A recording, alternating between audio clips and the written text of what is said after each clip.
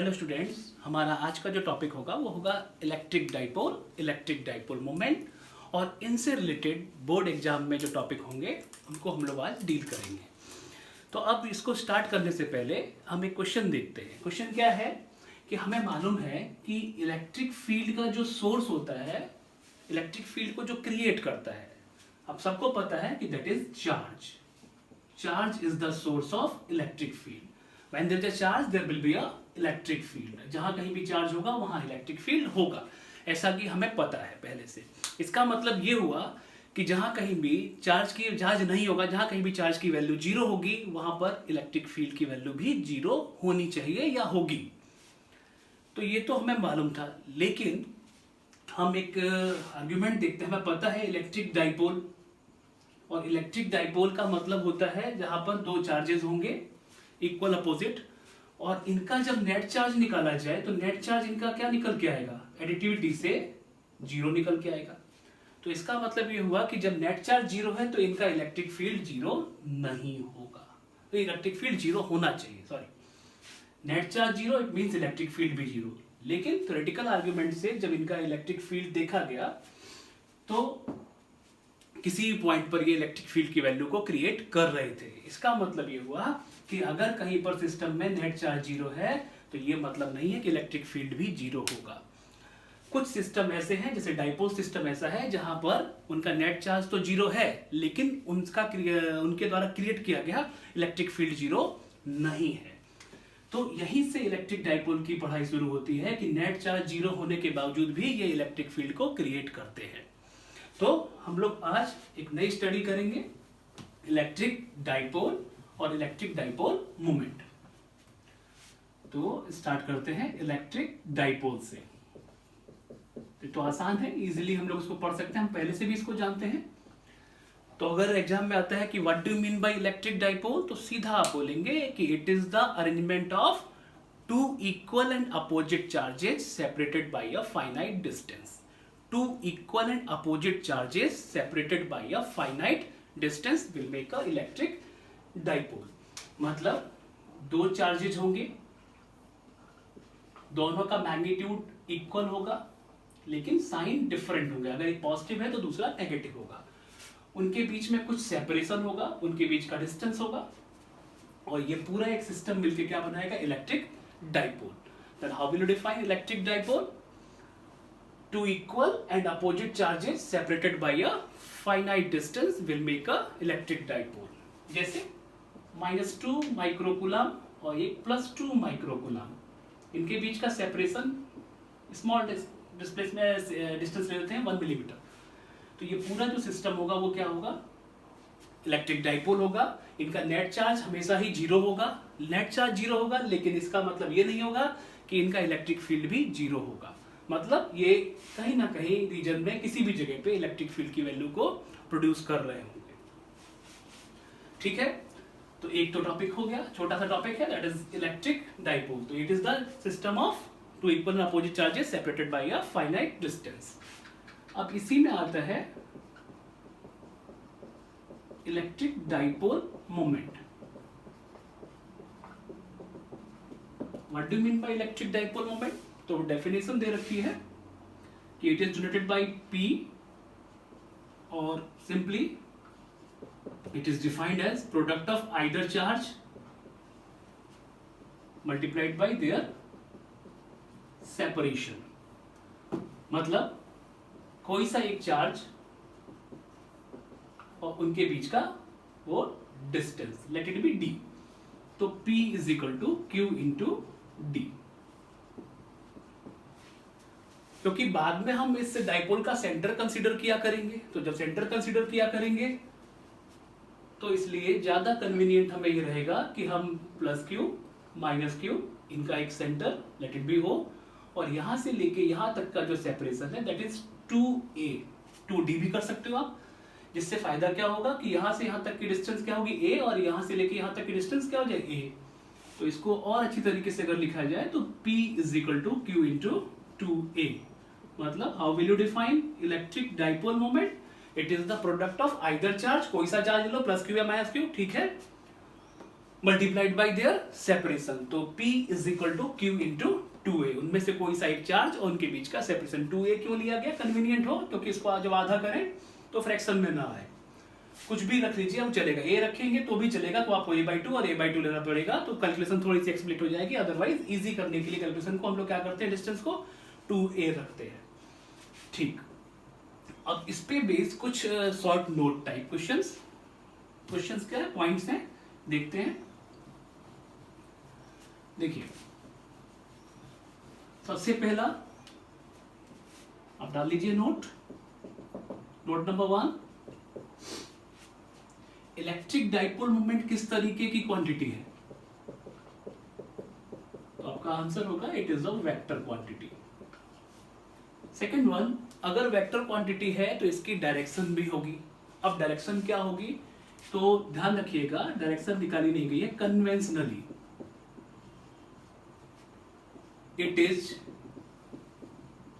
Taken from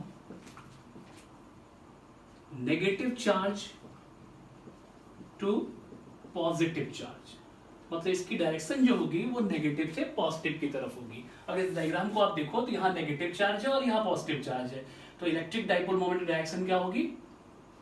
-q से +q की तरफ, -q से +q की तरफ। तो ये ध्यान रखिएगा, negative charge to positive charge. Exam में कई बार पूछा गया है कि what is the direction of electric dipole moment, तो सिंपली आप याद रखिएगा इलेक्ट्रिक फील्ड के अपोजिट। ध्यान रखिएगा इलेक्ट्रिक फील्ड के अपोजिट, लेकिन रिजल्टेंट इलेक्ट्रिक फील्ड से इसका कोई मतलब नहीं है। रिजल्टेंट इलेक्ट्रिक फील्ड अलग चीज है और एक्चुअल इलेक्ट्रिक फील्ड अलग है। एक्चुअल इलेक्ट्रिक फील्ड की डायरेक्शन होती है पॉजिटिव से नेगेटिव, और जब हम रिजल्टेंट निकालेंगे तो वो कुछ भी हो सकता है।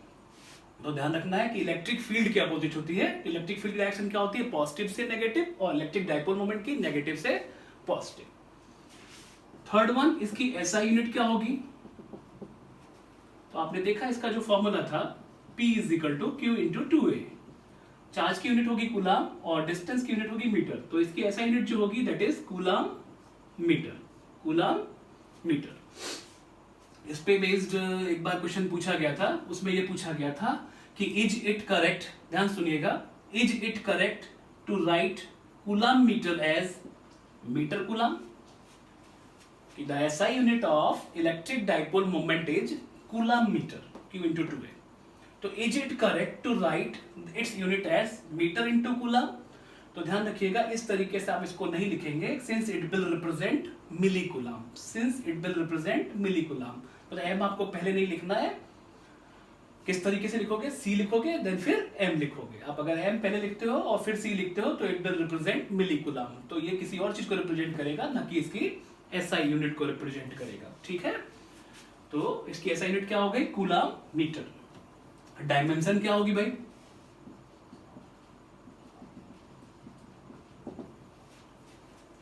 कूलम मींस चार्ज, चार्ज की यूनिट क्या होती है भाई? Q is equal to IT, और IT का मतलब क्या हुआ? Ampere into time. तो AT और डिस्टेंस की क्या होगी? L, तो ATL। तो डायमेंशन क्या होगी? ATL। नेक्स्ट वन, कभी कभी आता है point electric dipole.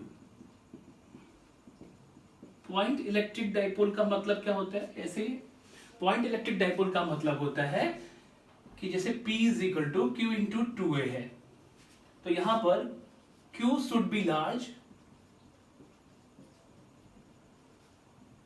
And 2A should be small. मतलब 2A की वैल्यू बहुत कम हो और Q अगर बहुत ज्यादा हो, और इनका प्रोडक्ट हमेशा ही कैसा रहे? फाइनाइट रहे।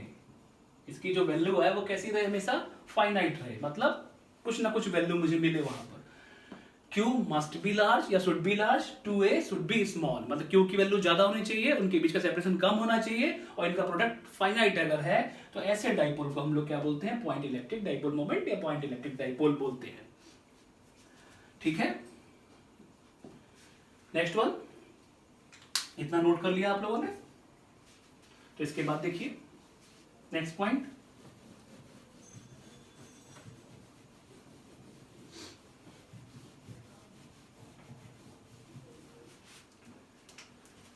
नेक्स्ट पॉइंट है सेंटर ऑफ डाइपोल। अब सेंटर ऑफ डाइपोल क्या होता है भाई? सेंटर ऑफ डाइपोल का मतलब हो गया कि अगर यहाँ देखो, यहाँ माइनस क्यू है और प्लस क्यू, ये आर्बिट्ररी है, आप इधर उधर चेंज कर सकते हो। तो अगर ये पॉइंट ए है और ये पॉइंट बी है, मतलब माइनस क्यू ए पर है और प्लस क्यू बी पर है, तो how will you define centre of the dipole? The mid point of the line joining the two charges, the mid point of the line joining the two charges is called centre of the dipole. ठीक है। इसके बाद है axial line. जब आगे आप देखोगे इसके बाद का जो टॉपिक होगा, एग्जाम में बहुत इंपॉर्टेंट टॉपिक है, बहुत ज्यादा पॉसिबिलिटी होती है कि हर बार वो रिपीट होता है, 1 साल 2 साल छोड़ के एग्जाम में आता ही आता है। वो कौन सा टॉपिक है कि determine the value of electric field due to an electric dipole along its axial line, और इसके बाद एक और आएगा अलोंग इट्स इक्वेटोरियल लाइन। तो जब वो टॉपिक हम पढ़ेंगे तो वहां इनकी रिक्वायरमेंट होगी, तो हमें मालूम होना चाहिए कि एक्सियल लाइन क्या है। तो एक्सियल लाइन का मतलब होता है, जैसे फिर से देखते हैं इस चीज को, ये ए है और ये बी है, ठीक है, यहाँ पे माइनस क्यू और यहाँ पे प्लस क्यू। तो कोई सी एक line, a line passing through the two charges, joining नहीं, passing through the two charges is called axial line. मतलब ये लाइन इधर से भी स्टार्ट होगी और इधर से भी हो सकती है स्टार्ट, माइनस इन्फिनिटी से प्लस इन्फिनिटी की तरफ। तो यहां पर अगर हम कोई पॉइंट ले लें या यहां पर हम अगर कोई पॉइंट ले लें, तो ये पॉइंट कहां बोले जाएंगे? इसकी एक्सियल लाइन पे। तो एक्सियल लाइन का मतलब क्या हुआ कि एक ऐसी लाइन जो दोनों चार्जेस को मिलाती हुई उनसे पार हो रही है, आइदर साइड, माइनस क्यू की तरफ भी और माइनस प्लस क्यू की तरफ भी। तो ये line passing through the two charges is called axial line. इसके बाद आता है आपका इक्वेटोरियल लाइन, या इक्वेटोरियल प्लेन भी बोलते हैं।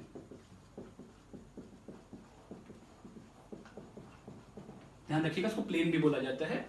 तो इक्वेटोरियल प्लेन को कैसे डिफाइन करेंगे, फिर से देख लेते हैं इस चीज को। माइनस क्यू प्लस क्यू, ये इसका सेंटर हो गया। अब देखिए, a straight line passing through the center of the dipole, a straight line passing through the center of the dipole and perpendicular to it। ठीक से बोला जाए तो क्या बोलेंगे? a line perpendicular to the axial line passing through its center, a line perpendicular to the axial line। ठीक है, ये axial line कहीं भी हो सकती है, लेकिन वो पास कहां से करेगा? उसके सेंटर से। तो ये line perpendicular to the axial line passing through its centre is called equatorial line. ठीक है।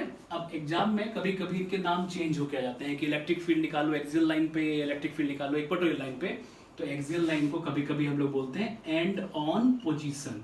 क्या बोलते हैं? End on position. और इक्वेटोरियल लाइन को क्या बोलते हैं? Broad on position. तो इनको भी आपने याद रखना है कि एक्सियल लाइन का दूसरा नाम क्या है और इक्वेटोरियल लाइन का दूसरा नाम क्या है। एक्सियल लाइन को एंड ऑन पोजीशन और इक्वेटोरियल लाइन को ब्रॉड ऑन पोजीशन भी बोलेंगे। ठीक है। तो 3 चीजें आपने पढ़ी इसमें, एक सेंटर जो कि इनका मिड पॉइंट होगा मिलाने वाली लाइन का, एक्सियल लाइन आप देख पा रहे हो, और इक्वेटोरियल लाइन इस तरीके से होगी। हाँ, इक्वेटोरियल लाइन में आप और देख लीजिए, अगर मान लीजिए यहाँ पे मैं एक पॉइंट कुछ भी ले लूँ, एक्स ले लूँ, तो ये एक्स पॉइंट कहां पर हुआ? इक्वेटोरियल लाइन पे हुआ, किसके? डाइपोल के। अब अगर इसको मिलाया जाए यहां से माइनस क्यू से और इसको मिलाया जाए प्लस क्यू से, तो आप देखो इस चीज को कि यहां से लेके यहां तक का सेपरेशन कितना है आपको पता होगा, दैट इज 2a। तो ये कितना होगा? a और ये a। अगर हम यहां से लेके o से लेके x तक की डिस्टेंस को हम r ले लें, तो आप बताइए पाइथागोरस थ्योरम से ये चीज कितनी होगी? √r² plus a²। ये कितना होगा? √r² plus a²। क्यों होगा? देखो आप a है और ये r है, तो फिर ये चीज कितनी होनी है? √r² plus a²। और आपको ये भी पता है कि अगर 2 साइडेड ट्रायंगल की बराबर होंगी तो ये कौन सा ट्रायंगल होगा? आइसोसेलेस ट्रायंगल होगा। इसका मतलब अगर ये एंगल थीटा है तो ये वाला एंगल भी थीटा होगा। तो इनको भी आप आगे जब डेरिवेशंस करोगे तो उसमें इसका यूज होगा, तो हम इसको डायरेक्टली यूज कर लेंगे। तो आप इनको ध्यान से देख लीजिएगा, ठीक है। इसके बाद बात आती है कि हम डाइपोल को क्यों पढ़ने जा रहे हैं। तो पहले ही हमने आपको बताया कि अगर नेट चार्ज सिस्टम का 0 है तो हम लोग पहले समझते थे कि उसका इलेक्ट्रिक फील्ड भी जीरो होगा, लेकिन यहाँ पर केस दूसरा है कि भले ही नेट चार्ज सिस्टम का जीरो है लेकिन इलेक्ट्रिक फील्ड जीरो नहीं होगा। एक तो ये बात मिल गई, ये प्रॉपर्टी मिली, इसलिए इसकी प्रॉपर्टी हमें पढ़नी है। अच्छा, इसको पढ़ के हम कहाँ अप्लाई कर लेंगे? तो आप देखोगे जब आप कैपेसिटर्स पढ़ोगे आगे जाके आपको कैपेसिटर्स मिलेंगे। तो कैपेसिटर्स आप ब्रीफ में समझ लीजिए, आगे टॉपिक होगा, इसको हम एक्सप्लेन करेंगे, डिटेल में एक्सप्लेन करेंगे। तो आप देखोगे कैपेसिटर एक डिवाइस होगी जो कि चार्ज को स्टोर करेगी। चार्ज को स्टोर करने की डिवाइस होती है जो कि हमारे फैन वगैरह में लगा होता है। तो चार्ज स्टोर करने की एबिलिटी जब हमें बढ़ानी होगी तो उनके बीच में हम लोग क्या डाल दिया करेंगे? डाइलेक्ट्रिक डाल दिया करेंगे, जिनमें परमानेंट डाइपोल मोमेंट होता है। तो उससे क्या होगा? उसकी चार्ज स्टोर करने की एबिलिटी बढ़ जाएगी। तो एक तो आपके सिलेबस में ही इसका यूज है, कहाँ पे होगा इसका यूज? इलेक्ट्रिक डाइपोल का। मतलब दिमाग में आ रहा है कि क्यों पढ़ रहे हैं भाई इसका। तो एक तो पहला आर्ग्यूमेंट हुआ कि भले ही सिस्टम का चार्ज जीरो है फिर भी इलेक्ट्रिक फील्ड मिलेगा। दूसरा, इससे क्या हो जाएगा, जब हम इसको कैपेसिटर के अंदर यूज करेंगे तो कैपेसिटर की चार्ज स्टोर करने की कैपेसिटी बढ़ जाएगी। वो कैसे बढ़ जाएगी उस टॉपिक में हम लोग देखेंगे। इसके बाद एंटीना थ्योरी वगैरह आप पढ़ते हो तो वहां पर भी इसका यूज होता है। फिर केमिस्ट्री में आपने पढ़ा होगा, बॉन्ड एंगल वगैरह पढ़ते होंगे, polar molecule, non polar molecules, उनके एनालिसिस करने में भी ये बहुत इंपॉर्टेंट है। मतलब इस टॉपिक को इसलिए पढ़ा जा रहा है तीन तरीके से। मान लो पहला कि अगर नेट चार्ज जीरो है तो इलेक्ट्रिक फील्ड जीरो नहीं होगा। दूसरा, अगर इसको हम कैपेसिटर के अंदर यूज करते हैं पोलर और नॉन पोलर मॉलिक्यूल्स को तो उसकी कैपेसिटी बढ़ जाती है। तीसरा, किसी भी एटम का स्ट्रक्चर पता करने में। तो ये चीज इसलिए इंपॉर्टेंट होगी। तो तीनों बातें याद रखिएगा कि इसको क्यों पढ़ा जा रहा है, ये ठीक से आपको समझना है। तो एक तो चीज ये हो गई कि इलेक्ट्रिक डाइपोल क्या चीज है और इलेक्ट्रिक डाइपोल मूवमेंट क्या है, इसकी यूनिट क्या थी, डायरेक्शन किस तरीके से निकालते हो और कितने तरीके का होता है। हाँ, देखना चाहो तो आप देख सकते हो कि दो तरीके के मॉलिक्यूल्स होते हैं हमारे, एक पोलर और एक नॉन पोलर। ये आपने केमिस्ट्री में पढ़ा होगा, फिर भी हम एक बार देख ले रहे हैं कि पोलर का मतलब होता है कि इसके अंदर जितने भी पॉजिटिव चार्ज होंगे और इसके अंदर जितने भी नेगेटिव चार्ज होंगे, अगर उनका सेंटर ऑफ मास आपस में कोइंसाइड नहीं कर रहा है, अगर जितने भी पॉजिटिव चार्ज है उनका सेंटर यहाँ पे, जितने भी नेगेटिव चार्ज है उनका सेंटर यहाँ पे, एक दूसरे के ऊपर कोइंसाइड नहीं कर रहे हैं, तो ऐसे मॉलिक्यूल को हम लोग क्या बोलते हैं? पोलर मॉलिक्यूल बोलते हैं। इसका सबसे अच्छा एग्जांपल है वाटर। दूसरा, नॉन पोलर मॉलिक्यूल में ठीक इसका उल्टा कि जितने भी पॉजिटिव चार्ज होंगे, जितने भी नेगेटिव चार्ज होंगे, सबका सेंटर ऑफ मास एक दूसरे के ऊपर कोइंसाइड कर रहा होगा, एक दूसरे से सेपरेट नहीं होगा। तो ऐसे मॉलिक्यूल हमारे क्या होंगे? नॉन पोलर मॉलिक्यूल्स होंगे। इनको हम पोलर बना सकते हैं जब हम किसी एक्सटर्नल इलेक्ट्रिक फील्ड में रखेंगे, तब ये नेगेटिव और पॉजिटिव चार्ज सेपरेट होंगे। इनमें ऑलरेडी परमानेंट डाइपोल मोमेंट होता है, परमानेंट डाइपोल मोमेंट होता है, मतलब बिना एक्सटर्नल फील्ड में रखे ही इनके पॉजिटिव और नेगेटिव चार्ज अलग होते हैं। तो इन चीज को आपने याद रखना है कि दो तरीके का डाइपोल मोमेंट होगा हमारे पास, दो तरीके के मॉलिक्यूल्स होंगे जो डाइपोल मोमेंट को शो करेंगे, एक पोलर और दूसरा नॉन पोलर। ठीक है, पोलर में जिनमें centre of mass for positive charge and centre of mass for negative charge do not coincide with each other, और नॉन पोलर में these are the molecules in which the center of mass for positive charge and center of mass for negative charge coincides with the each other। ठीक है, तो CO2 वगैरह इसके अच्छे examples होंगे। इसका जो परमानेंट शेप होता है वो होता है इलिप्सॉइड, मतलब इसका एक्चुअल शेप इलिप्सॉइड जैसा होगा, इसका एक्चुअल शेप स्फीयर जैसा होगा। तो इस चीज को भी आपने ध्यान रखना है। ठीक है, अब एग्जाम का जो इंपॉर्टेंट टॉपिक है उसको हमें देखना है। एग्जाम में ये दोनों अगर एक साथ आते हैं तो 5 मार्क्स में आ जाते हैं विद न्यूमेरिकल, तो इसको हमें ठीक तरीके से देखना होगा। ठीक है, तो अगर हम इससे पहले एक न्यूमेरिकल लें जिसमें हम इलेक्ट्रिक डाइपोल मोमेंट का थोड़ा सा एप्लीकेशन देखना चाहते हैं। अगर हम इसका न्यूमेरिकल देखें कि आपके बुक का ही न्यूमेरिकल है कि दो चार्जेस हैं, ये हो गए आपकी एक्स वाई और जेड एक्सिस। आपके पास दो चार्जेस होंगे, एक होगा क्यू ए और एक होगा क्यू बी, जिसकी वैल्यू होगी 2.5 इंटू 10⁻⁻7 कूलम। दूसरे वाली की होगी -2.5 इंटू 10⁻⁻7 कूलम। इनके जो कोऑर्डिनेट होंगे, ए का जो कोऑर्डिनेट होगा वो होगा 0,0 -15 सेंटीमीटर, बी का जो कोऑर्डिनेट होगा वो कितना है 0,0 प्लस 15 सेंटीमीटर। इसका मतलब इनका ओरिएंटेशन कहाँ हुआ, जेड एक्सिस पे। आपसे बोला जा रहा है कि इनका डाइपोल मोमेंट कैलकुलेट करो कि these are the two charges that is QA and QB located at these positions, determine the net dipole moment experience by या प्रोड्यूस बाय देम, कि इनका नेट डाइपोल मोमेंट कितना होगा। तो आप देखो जरा QA का ओरिएंटेशन कहाँ है, नेगेटिव जेड एक्सिस पे। नेगेटिव जेड एक्सिस कहाँ होगी, मान लेते हैं यहाँ पे, तो ये कितना हो गया 0,0 माइनस 15, और यहाँ पे क्या है QA सिचुएट है। QB कहाँ पे है 0,0 plus 15, it means positive Z axis पे 0,0 15 सेंटीमीटर, ठीक है। यहाँ पे QB है, तो पक्की बात है देखो दोनों चार्जेस इक्वल और अपोजिट, तो ये क्या बना रहे होंगे, डाइपोल मोमेंट बना रहे होंगे। तो इनका नेट डाइपोल मोमेंट निकालना है, तो हम कैसे करेंगे, सीधा हमें मालूम है कि हमारे पास फॉर्मूला क्या होता है डाइपोल मोमेंट का, P is equal to Q into 2A। अच्छा, डायरेक्शन क्या होगी इलेक्ट्रिक डाइपोल मोमेंट की, आपको पता है negative charge to positive charge. तो नेगेटिव चार्ज हमारा कहाँ पे है ये, इट मींस डाइपोल मोमेंट किधर होगा, प्लस जेड एक्सिस से माइनस जेड एक्सिस तरफ, QB से QA की तरफ। क्यों, क्योंकि negative to positive charge, negative to positive charge. तो अब बात आती है Q इंटू 2A। अब Q कोई सा एक ले लो, क्योंकि वेक्टर क्वांटिटी हम पॉजिटिव ही रखेंगे। 2A का मतलब होता है ट्वाइस नहीं करना है, इनके बीच का सेपरेशन। तो इनके बीच का सेपरेशन कितना होगा, देखो भाई जब आप कोऑर्डिनेट ज्योमेट्री पढ़ते हो तो क्या करते हो, x2 minus x1, 0 minus 0, y2 minus y1, z2 minus z1। तो अगर आप डिस्टेंस निकालोगे तो डिस्टेंस कितना आ जाएगा, दिस माइनस दिस, एक माइनस का एक प्लस का, दोनों माइनस माइनस ऐड हो जाएंगे 30 centimetre. It means P is equal to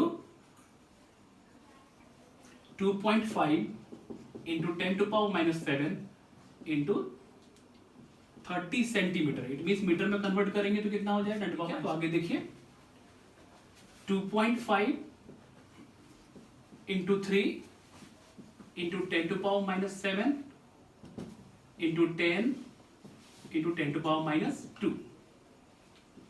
तो P is equal to 7.5 into 10 to power minus 8। Done. Unit क्या होगी, कूलम मीटर, कूलम मीटर। तो इस तरीके से आप इनके क्वेश्चंस को आप कर सकते हो। कोई भी चीज, एक चीज गिवन होगी, दूसरी चीज आप कैलकुलेट कर सकते हो। तो किसी भी एक्सिस पे हो आप इनको सॉल्व कर सकते हैं। बस डायरेक्शन आपको ध्यान रखनी है कि वो negative charge to positive charge होगी, कि what should be direction of electric dipole moment, it is from negative charge to positive charge. ठीक है, तो आइए इसके बाद हम एक इंपॉर्टेंट टॉपिक शुरू करते हैं इससे रिलेटेड, कि determine the value of electric field due to an electric dipole along its axial line. तो आइए, बहुत ही इंपॉर्टेंट टॉपिक है। इनमें जो भी पॉइंट्स होंगे उनको हम लोग इंटरप्रेट करेंगे और ध्यान से देखेंगे। कहीं पे भी डाउट हो आप मुझसे क्वेरीज कर सकते हैं। बहुत ध्यान से देखिएगा, एग्जाम के पॉइंट ऑफ व्यू से बहुत ही इंपॉर्टेंट टॉपिक है। तो चलिए हेडिंग डाल लेते हैं, electric field due to an electric dipole along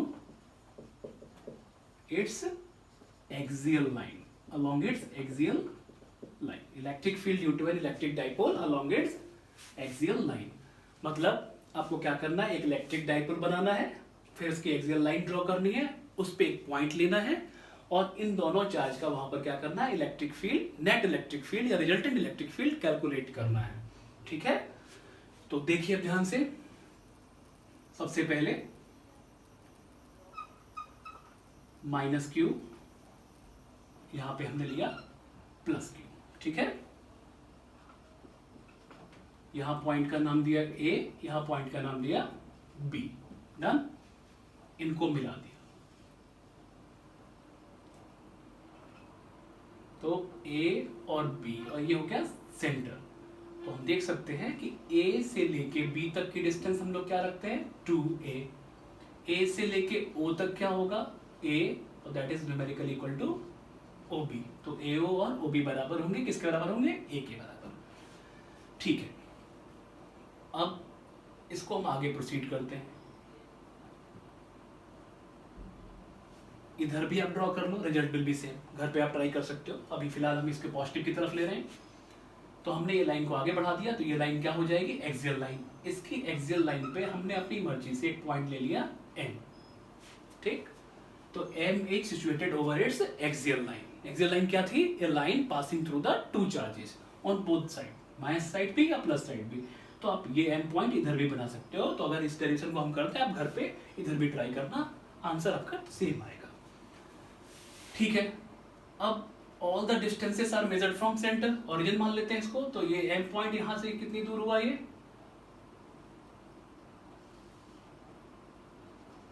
that is R। तो O से लेके M तक की डिस्टेंस कितनी हो गई, R हो गई, ठीक। इलेक्ट्रिक डाइपोल मोमेंट की डायरेक्शन क्या होगी, नेगेटिव से पॉजिटिव, नेगेटिव से पॉजिटिव। अब मुझे क्या करना है, इस M पॉइंट पर रिजल्टेंट इलेक्ट्रिक फील्ड निकालना है।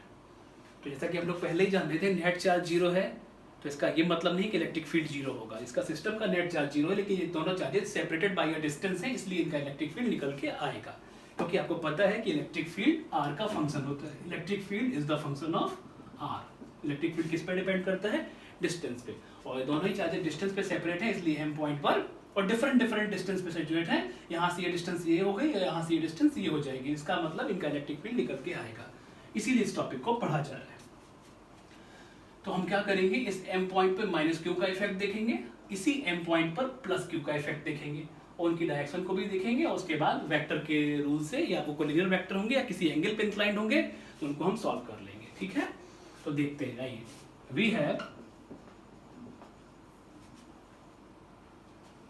Electric field at point M, कहां पे, M, due to minus Q. किसके कारण, माइनस क्यू के कारण। मतलब जो चार्ज A पर रखा उसका इफेक्ट यहाँ कितना होगा। तो आप बताइए मुझे, पॉइंट चार्ज का इलेक्ट्रिक फील्ड कितना होता था, 1/4πε0 Q बाई डिस्टेंस का स्क्वायर, Q बाई डिस्टेंस का स्क्वायर, ठीक है। तो आप मुझे बताओ, 1/4πε0 तो ठीक ही है। ये चार्ज कौन सा, माइनस क्यू। तो मैंने पहले सिखा रखा है, वेक्टर में नेगेटिव नहीं लगाना है, प्लस क्यू हो गया। अब A से लेके M तक की डिस्टेंस, तो यहाँ क्या होगा, AM का स्क्वायर होगा। अब आप मुझे बताओ कि E, इसको सिग्निफाई करते हैं, E माइनस क्यू लिख लेते हैं समझने के लिए। तो E माइनस क्यू कितना होगा, 1/4πε0 Q बाई AM कितना होना है, यहां से लेके यहां तक R और ये A, तो that is R plus A का होल स्क्वायर, ठीक। अब आप बताओ, नेगेटिव चार्ज M पॉइंट पर, नेगेटिव चार्ज का इलेक्ट्रिक फील्ड कैसा बताया गया था, रेडियली इनवर्ड।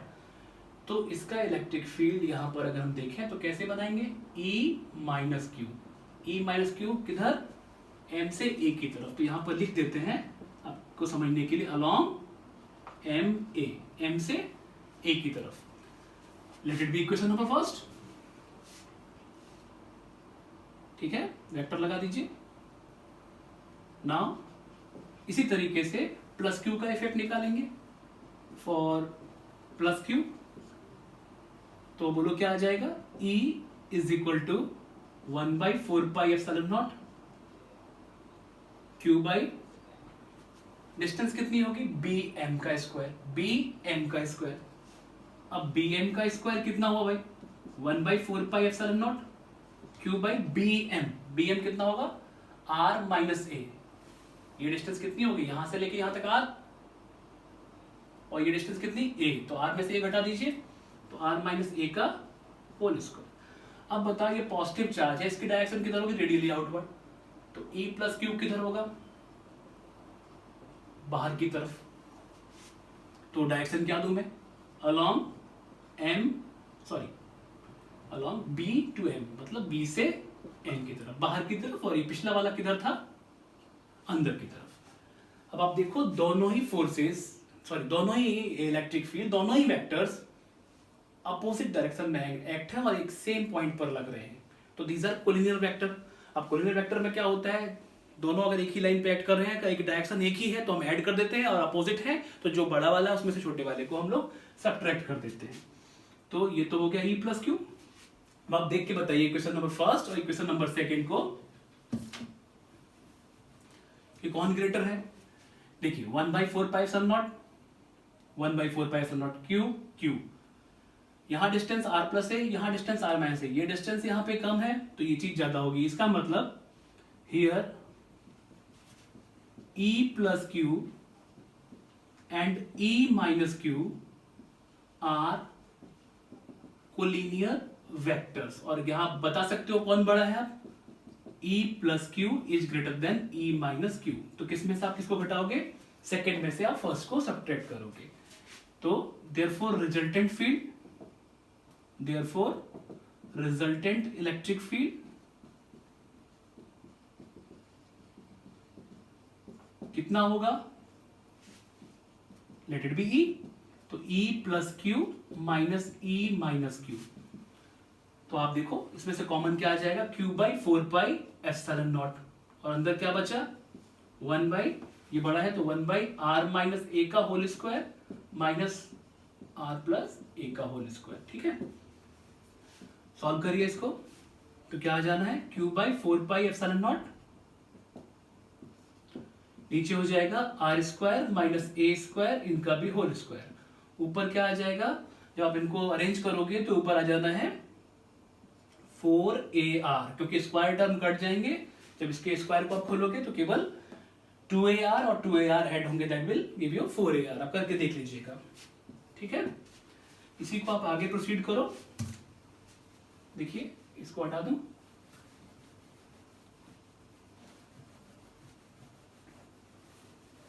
इसी को अगर आप आगे प्रोसीड करते हो तो E इज इक्वल टू आपका आ जाना है Q/4 epsilon not 4ar r square minus A square, इनका भी होल स्क्वायर। डन। अब आप यहां देखिए, इसको हम अलग अलग करते हैं जिससे कि हमें एक नया टर्म बन जाए 2aq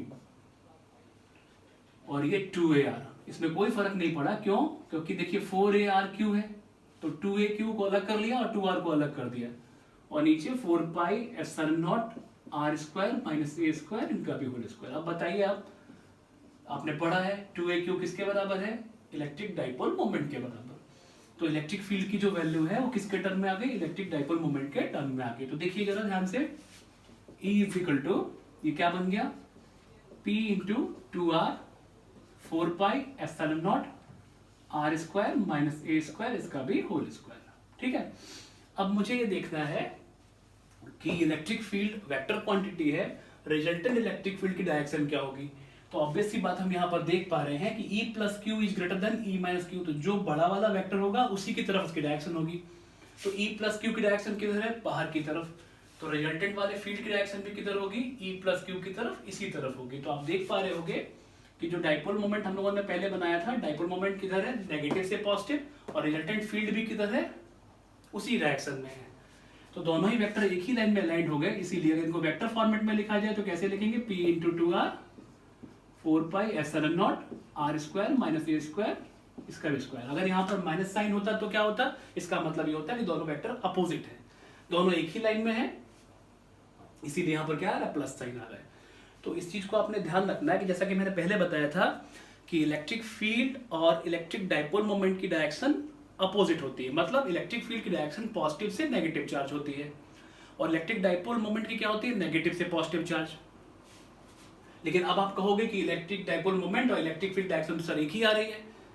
ये electric field resultant electric field है, और वो जो इलेक्ट्रिक फील्ड था जिसकी डायरेक्शन नेचुरल इलेक्ट्रिक फील्ड की डायरेक्शन क्या होती है, पॉजिटिव से नेगेटिव होती है, उसके लिए बोला गया था, ना कि रिजल्टेंट इलेक्ट्रिक फील्ड के लिए। तो रिजल्टेंट इलेक्ट्रिक फील्ड किधर भी हो सकता है, तो उससे इसकी डायरेक्शन को नहीं देखना है, मुझे किससे देखना है, इलेक्ट्रिक फील्ड के साथ। तो अभी इन दोनों की डायरेक्शन कैसी हो गई, इस तरीके से हो गई। ठीक है, तो ये तो हमारा रिजल्ट आ गया किसका, electric field due to electric dipole along its axial line.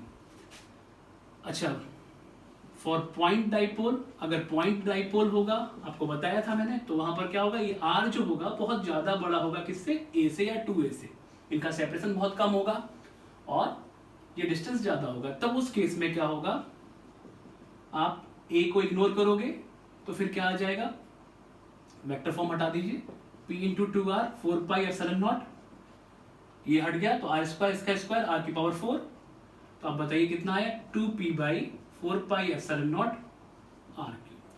तो जनरली यहां से आप देखिए ये एक फॉर्मूला बन गया 2p, ये इंपॉर्टेंट फॉर्मूला है 2p/4πε0 r3। यहां से आप देख पा रहे हो कि इलेक्ट्रिक फील्ड किस पे डिपेंड कर रहा है, r3 पे, 1/r3 means inversely depends on cube of the distance. It means point charge के कंपैरिजन में पॉइंट चार्ज जो होता है मेरा, तो उसका इलेक्ट्रिक फील्ड 1/r² पे डिपेंड करता है। तो पॉइंट चार्ज का जो इलेक्ट्रिक फील्ड है वो r² पे डिपेंडेंस है और इसका डिपेंडेंस 1/r³ पे है।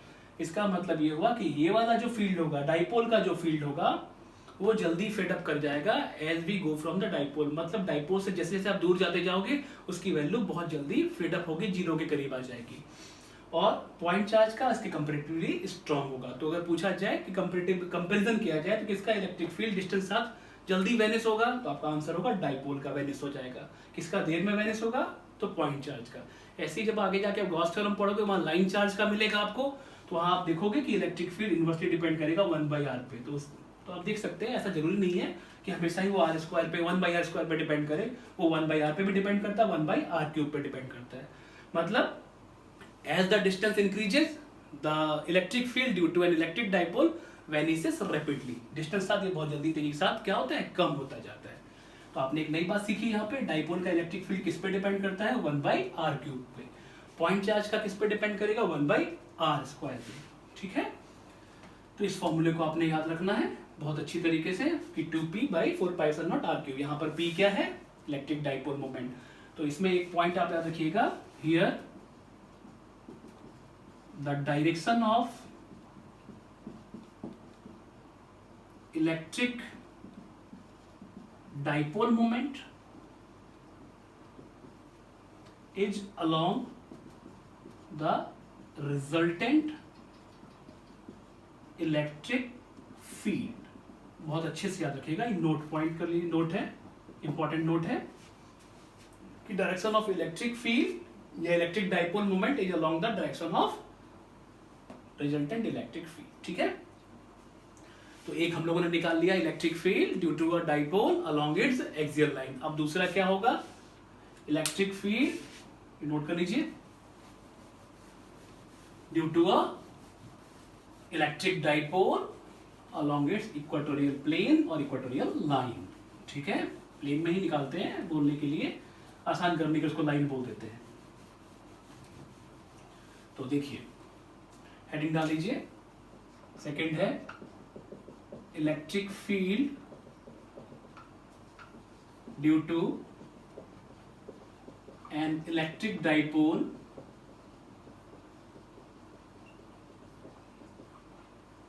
along its इक्वेटोरियल प्लेन या लाइन। ठीक है, अब आप बताइए, फिर से वही डायग्राम ड्रॉ करते हैं हम लोग, ये -q और ये +q। ठीक है, ये पॉइंट A, ये पॉइंट B। अब आप बताइए AB कितना होगा, दैट इज अगेन 2A। फिर वही बात, A से O तक कितना होना है, A, और यही चीज किसके बराबर होगी, OB के। अब अभी आपको बताया गया था कि इक्वेटोरियल लाइन क्या होती है, line perpendicular to the axial line passing through the centre. तो अगर इस लाइन को अगर हम बनाए आगे ठीक तरीके से,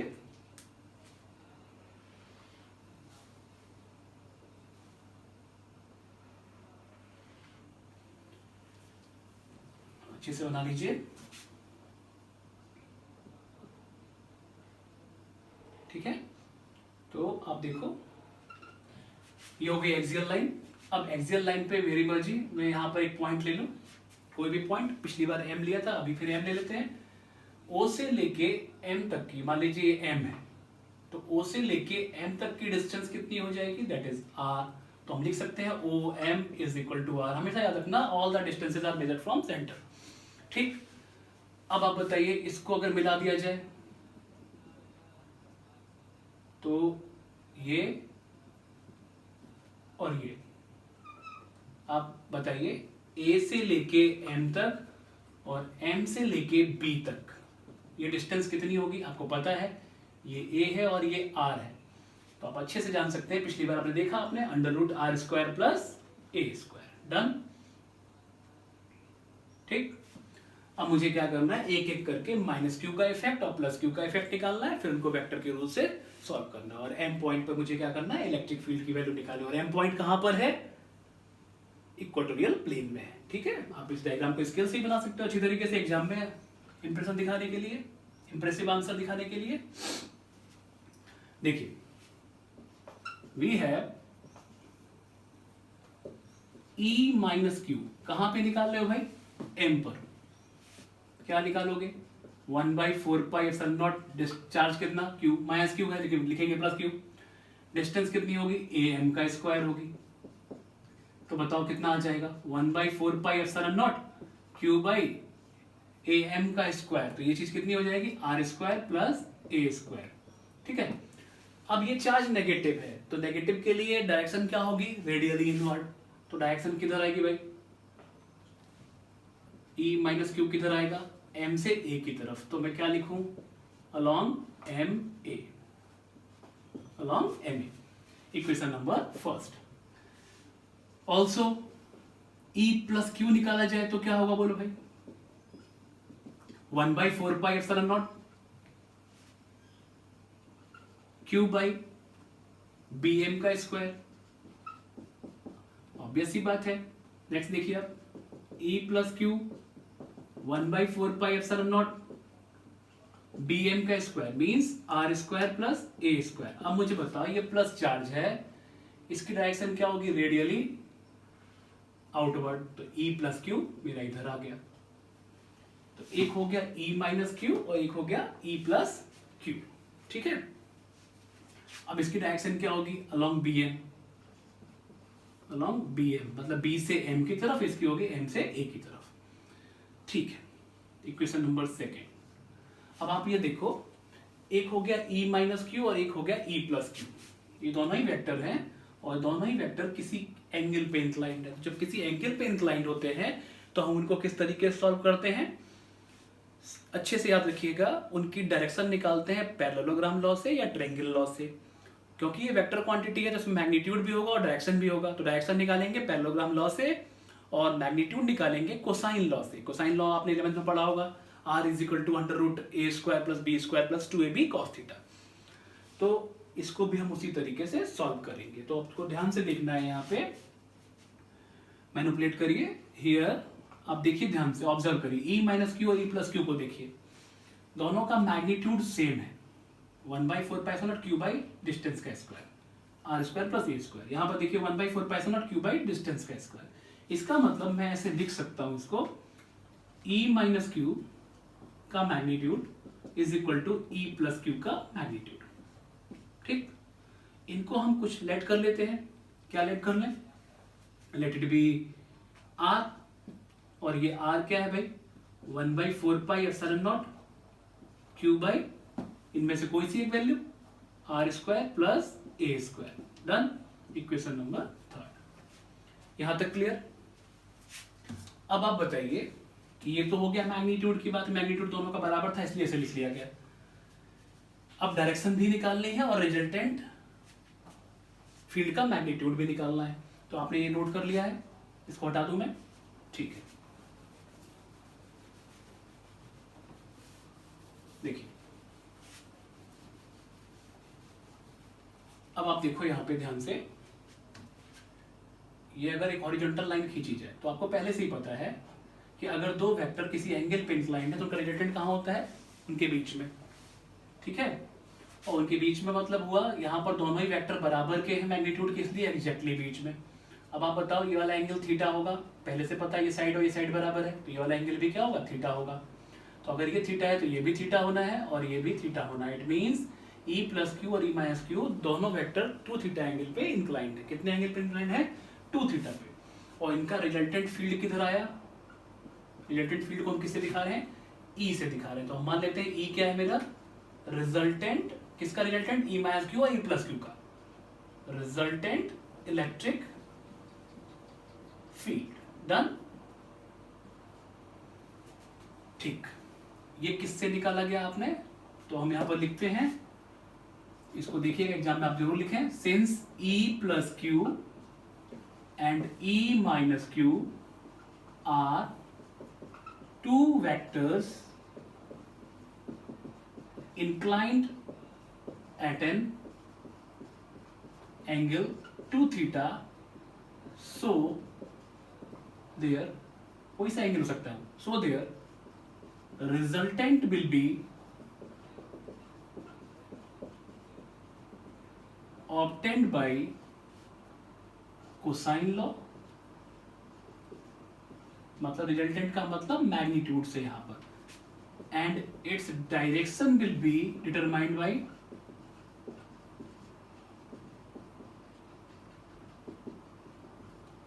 किससे, parallelogram law of vector addition से। ठीक, इसको आप नोट कर लेना है। तो parallelogram law of vector addition हमने निकाल ही लिया, इसका डायरेक्शन कहाँ होगी, इसके मिडवे होगी। अब बात आती है कि रिजल्टेंट फील्ड का मैग्नीट्यूड कितना होगा। रिजल्टेंट फील्ड को हम किससे दिखा रहे हैं, ई से दिखा रहे हैं।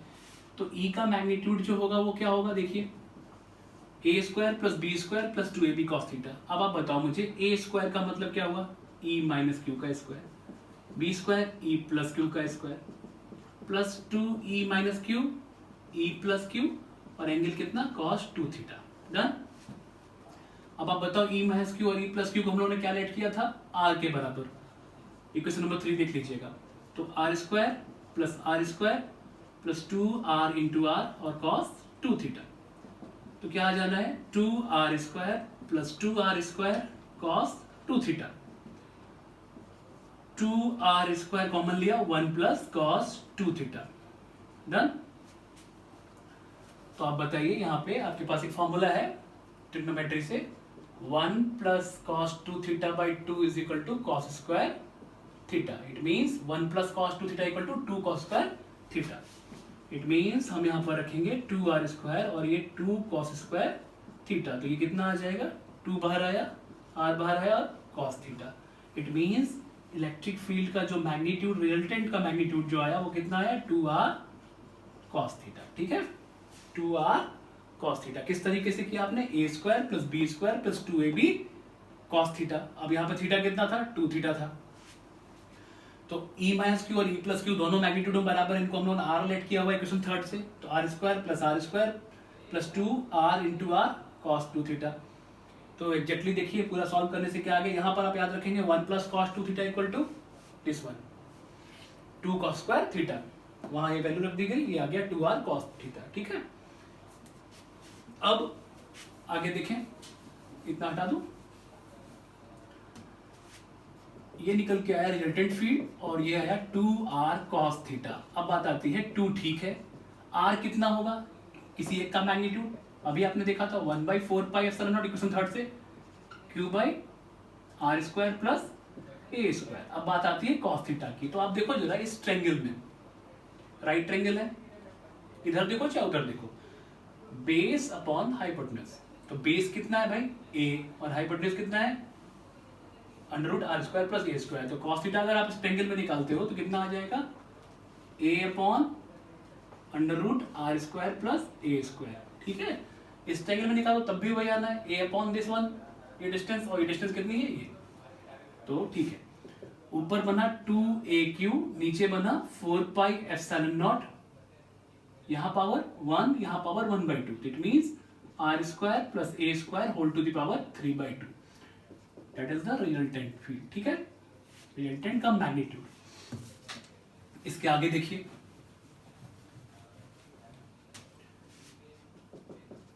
अब आप देखो यहाँ पे 2aq क्या बन गया, p,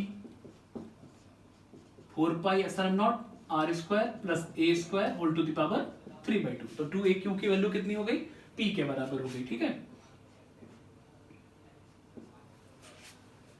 अगर इसके डायरेक्शन को देखा जाए, एग्जैक्ट डायरेक्शन, तो क्या लिखेंगे, p 4 pi epsilon naught r square plus a square whole to the power 3/2। Done. लेकिन अब यहां देखना है मुझे कि पिछले वाले की तरीके से इसकी डायरेक्शन किस तरीके से आएगी। रिजल्टेंट फील्ड किस तरफ है, बोर्ड के लेफ्ट वर्ड अभी, और डाइपोल मोमेंट किधर होगा, नेगेटिव चार्ज से पॉजिटिव चार्ज, दिस वन। तो तो आप देख पा रहे हो यहाँ पर ये दोनों कैसे हैं, अपोजिटली डायरेक्टेड है। इट मीन्स इन दोनों की डायरेक्शन अपोजिट होगी, इसलिए यहाँ पर क्या आएगा, माइनस साइन आएगा। तो माइनस साइन जब आएगा तो आप क्या लिखोगे कि in the case of equatorial line, इस पर्टिकुलर के लिख रहे हैं, रिजल्टेंट इलेक्ट्रिक फील्ड एंड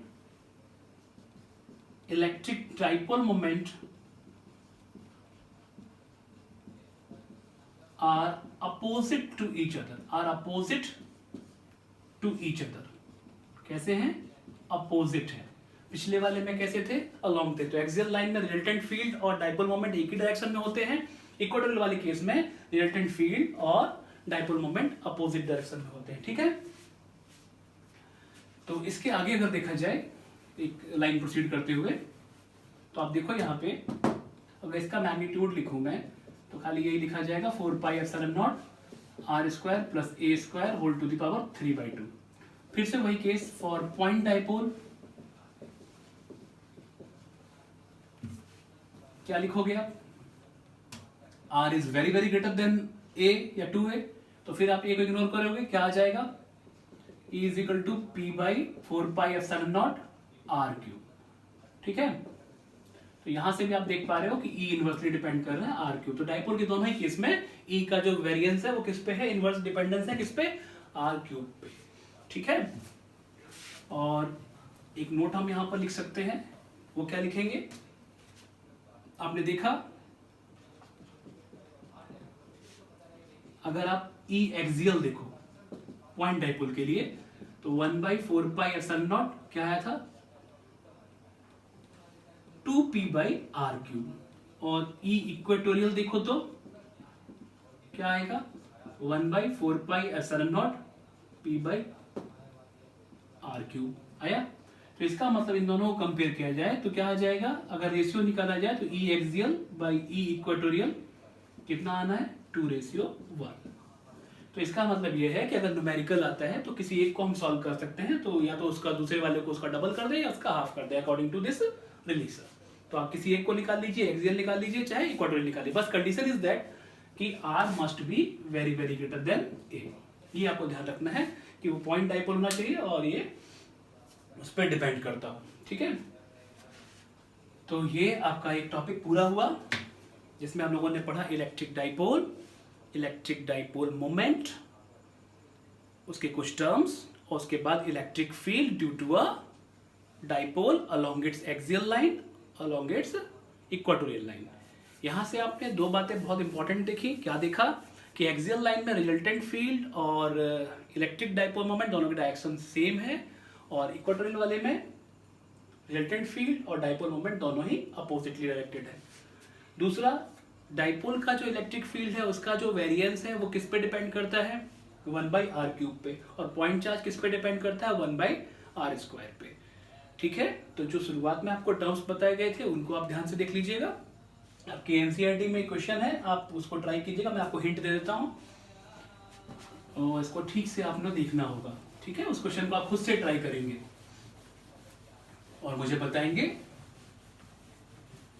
कि वहां आप किस तरीके से सॉल्व कर रहे हो। कहीं प्रॉब्लम आ रही है तो आप पूछेंगे। आपकी बुक में क्वेश्चन दे रखा है कि दो चार्जेस हैं, एक -10 माइक्रोकूलम प्लस 10 माइक्रोकूलम, ये डिपेंड करता है, कहीं भी रख लो। इनके बीच का सेपरेशन है 5 मिलीमीटर। भाई यहां से लेके यहां तक डिस्टेंस कितनी है, 5 मिलीमीटर। ठीक है, आपसे बोला जा रहा है कि यहां सेंटर से ये 15 सेंटीमीटर दूर, कितनी दूर, 15 सेंटीमीटर। आप इस P पॉइंट पर क्या करो, या X पॉइंट पर क्या निकालो, इलेक्ट्रिक फील्ड निकालो।